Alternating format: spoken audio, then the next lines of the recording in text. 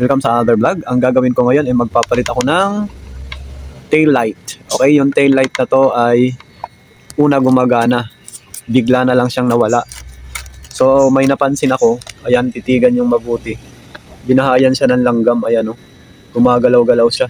So posible yung bulb nito tinamaan. Kaya siya binahayan. Kaya siya nasira. Ayan, so babaklasin ko na siya. Ayan, so ayan. Oh, grabe, daming langgam. Yan, so ayan yung loob, puro langgam. Grabe. Ayan oh. Ayan, so baklasin ko na to. Okay, so ayan. Mayroon naman siyang buo naman siya. Okay, so iti-test natin ito kung gumagana pa. Yan. So, paupuin lang natin sa positive, tapos negative ground. Ayan, so umiilaw pa naman. Okay, so buo pa siya.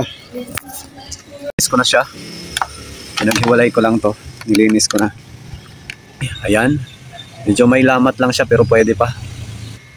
Okay, so yan. Nilinis natin yung contact niyan kasi nagkaroon ng bulutong. And then, ganon din ito. Nagkaroon kasi siya ng bulutong kaya posible naglo-lost contact na yan. Ayan, so nilinis ko siya. Binugahan ko ng pantanggal ng alikabok. Ayan, at niliha ko din. Ayan yun siya. Okay, so tutuyuin ko na lang. Okay, so balik na natin to.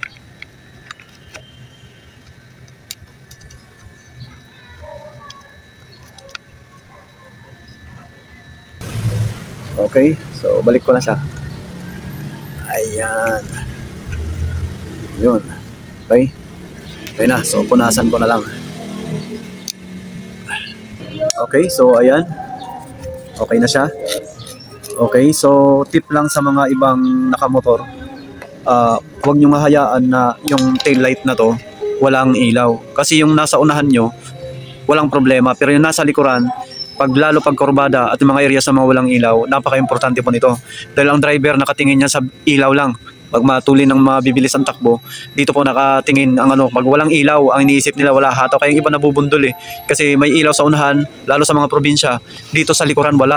Importante po yung ilaw harap at likod.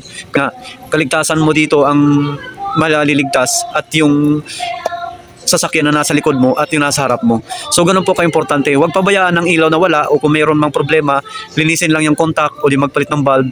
So maliligtas ang buhay mo, yung pamilya mo na nag-aabang sa'yo, ayan, makakarating ka ng ligtas dun sa lugar na uwian mo. So yun lang guys, ganun lang kabilis magpalit ng tail light. Maraming salamat po sa inyo. Paki-like na lang at paki-subscribe at saka paki-pindot na rin notification bell para updated kayo sa aking mga videos. Maraming salamat po sa inyo. God bless.